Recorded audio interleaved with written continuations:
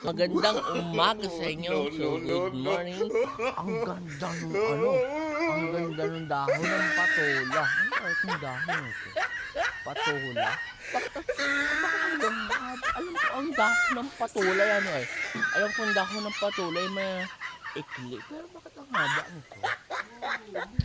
Ano ang dahon nito? Oh, akala ko patola. You tried it. Tingnan nyo naman oh. Akala ko talaga patola. Tingnan nyo naman oh. Saging oh. Tingnan nyo. Ang dami oh.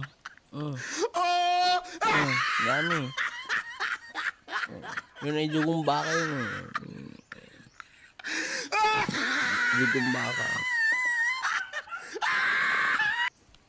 Siya mga yan. Ito pala'y saging. Akala ko patola. Matanda na talaga. Matanda na talaga. Ay, akala ko pinagkalman ko patola. Yun, ang haba oh. Ang haba, super haba. Super haba. Akala ko patola yung palasagi.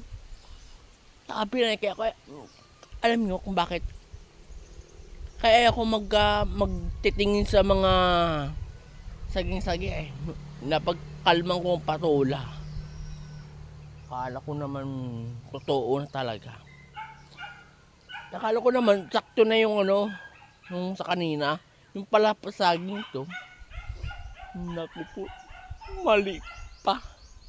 Nadali na. Akala ko perfect na. Yung pala wrong.